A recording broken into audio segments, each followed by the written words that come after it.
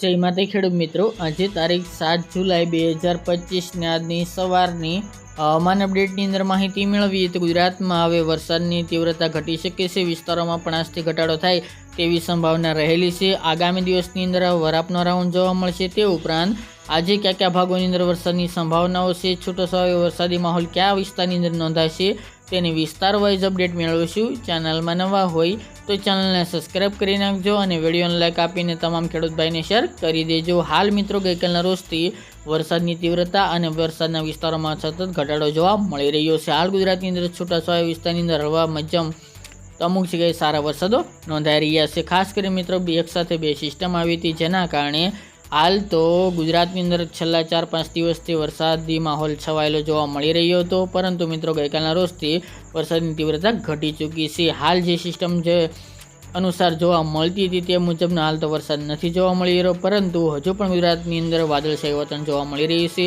તેમજ મિત્રો હાઈ લેવલના વાદળો છે, જેના કારણે ગુજરાતમાં સામાન્ય વરસાદી ઝાપટા કન્ટિન્યુ શરૂઆત જોવા મળી રહી છે. ખાસ કરીને દરિયાકાંઠાના ભાગોની અંદર હજુ પણ કન્ટિન્યુ વરસાદી માહોલ છવાયેલો જોવા મળી રહ્યો છે. આજે મિત્રો 7 તારીખ દરમિયાનથી વરસાદની તીવ્રતા ઘટી શકે છે, તેમજ વિસ્તારોમાં પણ ઘટાડો થાય તેવી શક્યતા હાલ જોવા મળી રહી છે. આગામી મિત્રો 2 દિવસ બાદથી સંપૂર્ણપણે હાલ તો વિરામ નહીં જોવા મળે વરસાદનો, પરંતુ છૂટાછવાયા વિસ્તારની અંદર વરસાદી ઝાપટા કન્ટિન્યુ જોવા મળશે. હા, પરંતુ મિત્રો વરસાદની તીવ્રતા ઘટી શકે છે, સાથે જ આજથી વિસ્તારોમાં પણ ઘટાડો નોંધાઈ શકે છે. આજની વાત કરીએ તો 7 જુલાઈ દરમિયાન વરસાદની સંભાવના દરિયાકાંઠાના ભાગો, જેમાં ભાવનગર જિલ્લો, અમરેલી, બોટાદ, ગીર સોમનાથ અને જૂનાગઢનો સમાવેશ જોવા મળી રહ્યો છે. બાકીના સૌરાષ્ટ્રના ભાગોની અંદર એકલ દોકલ વિસ્તારની અંદર ઝાપટા પડી શકે છે. તે ઉપરાંત દક્ષિણ ગુજરાતના સુરત, વલસાડ, નવસારી, તાપી, ડાંગ, ભરૂચ, અંકલેશ્વર, નર્મદા અને છોટાઉદેપુર આ ભાગોની અંદર છૂટાછવાયા વિસ્તારની અંદર એકલ દોકલ વિસ્તારની અંદર સારા વરસાદો પડી શકે છે.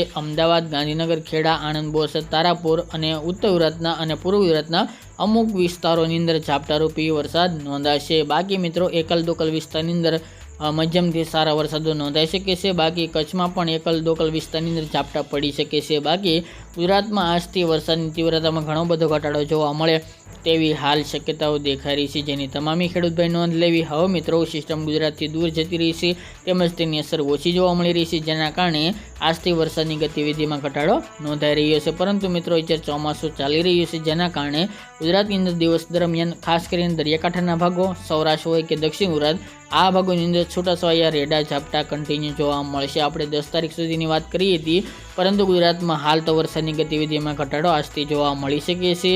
હાલ જે જોર જોવા મળવાનું હતું તે મુજબનું હાલ ગુજરાતની અંદર જોર જોવા નહીં મળે, પરંતુ આજથી 7 તારીખના રોજથી વરસાદની તીવ્રતા ઘણી બધી ઘટી જોવા મળશે. તેમજ મિત્રો આવતીકાલે 8 જુલાઈથી ગુજરાતના ઘણા બધા વિસ્તારની અંદર ખુલ્લું હવામાન દેખાય તેવી પણ હાલ શક્યતાઓ રહેલી છે. બાકી મિત્રો નવો રાઉન્ડ ક્યારે આવશે, તેમજ હવે ગુજરાતની અંદર નવી સિસ્ટમ ક્યારે આવશે તેની અપડેટ આગામી દિવસની અંદર જણાવશું. તેમજ મિત્રો ગુજરાતની અંદર સંપૂર્ણ વરાપનો રાઉન્ડ ક્યારથી જોવા મળશે તેની પણ આગામી 1 દિવસની અંદર અપડેટ આપતા રહીશું. તો મિત્રો આ ત્યાજની વહેલી સવારની અપડેટ ફરી એક નવડી સાથે મળીશું.